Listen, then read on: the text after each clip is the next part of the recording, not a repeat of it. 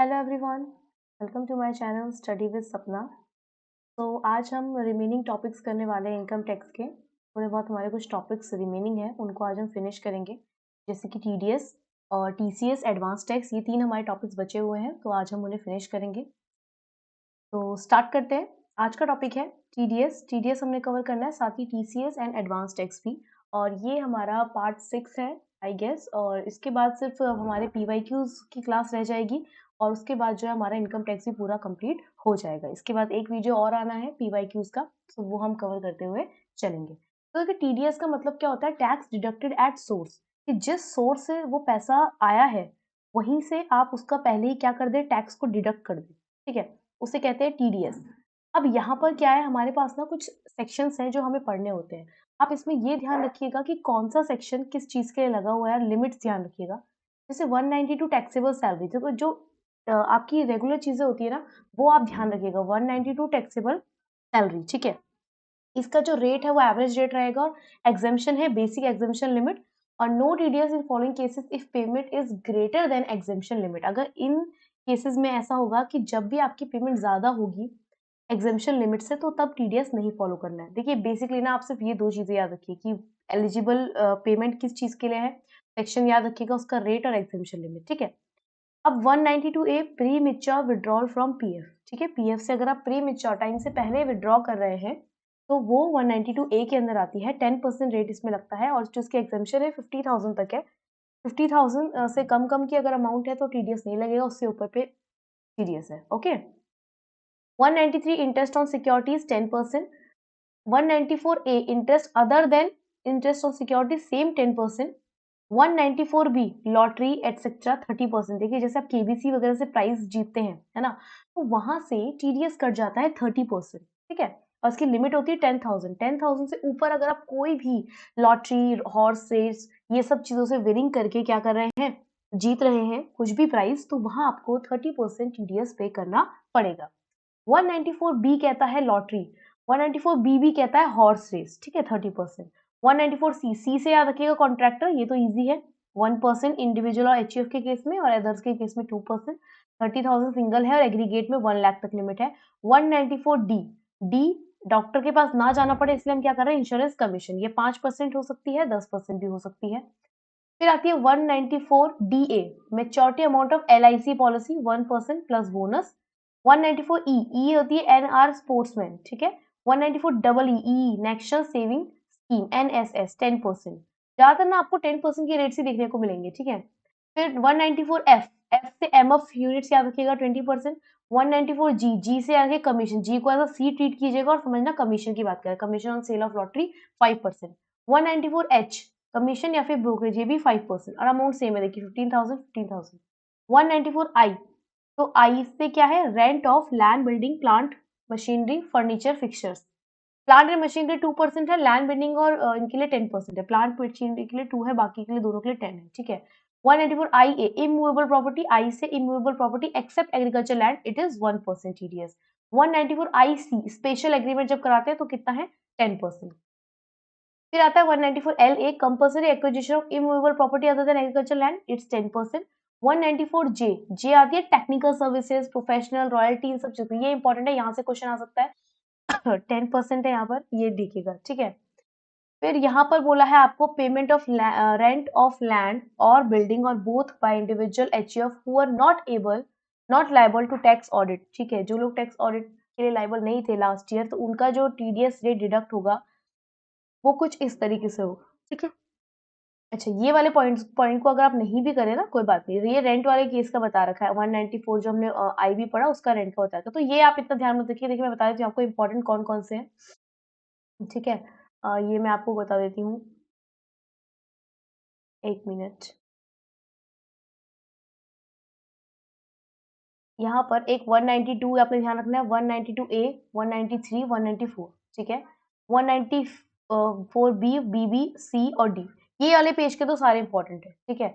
अब इस वाले पेज में आप तो नेशनल सेविंग स्कीम याद रखिएगा, ठीक है, कमीशन ब्रोकरेज याद रखिएगा, rent of land, building, transfer of immovable property, ये 3 चीजें याद रखिएगा। यहाँ से 3-4 चीजें, commission of sale of lottery, ये भी इंपॉर्टेंट चीज है, ठीक है। अब यहाँ पर ना कुछ ड्यू डेट है क्वार्टरली स्टेटमेंट फाइल करने की, तो अगर क्वार्टर एंड हो रहा है आपका 30 जून तो ड्यू डेट आएगी 31 जुलाई, एक महीना बाद, ठीक है। अगर 30 सितंबर है तो 31 अक्टूबर, एक महीना बाद। 31 दिसंबर है तो एक महीने बाद 31 जैन।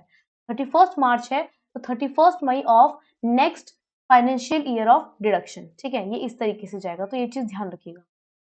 इसके बाद कुछ कॉन्सिक्वेंसेज हैं फेलियर, अगर टीडीएस आप फेल नहीं करते हैं। एसएससी इन डिफॉल्ट किसको कहेंगे यहाँ पे, कोई भी पर्सन जिसको टीडीएस रिक्वायर था कि वो करे और वो एम्प्लॉयर था जिससे टीडीएस डिडक्ट करना था, लेकिन does not deduct or pay the whole or any part of the tax, such person shall be deem to be an assessee in default, ठीक है। और not assessee in default if pay is resident in India has furnished ROI, ठीक है, under section 139 has included such amount in ROI has paid tax on such sum, उसने अगर already पे कर दिया टैक्स तो एसएससी इन डिफॉल्ट नहीं होगा। इंटरेस्ट किस तरीके से लगता है टीडीएस पे, अगर आप टीडीएस टाइम पर पे नहीं करते हैं तो 1% लगता है पर मंथ या फिर part thereof late deduction, और दूसरा है सिंपल इंटरेस्ट। देखिए यहाँ पे सिंपल इंटरेस्ट एसआई की बात कर रहे हैं, दूसरा है 1.5% पर month part thereof late payment from the date which was deductible to the date on which tax was actually deducted from the date on which tax was deducted to the date on which such tax is actually paid, ठीक है। तो 1% और 1.5% लगेगा।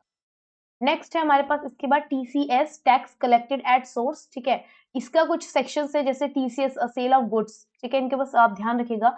Alcohol पे 1% है, tendu leaves 5%, timber 2.5, timber again 2.5, again any other forest produce 2.5, तीनों तो याद करनी इजी है। स्क्रैप में 1% है, मिनरल से 1% है। जब गुड्स की बात करेगा तो ये चीज है, ठीक है।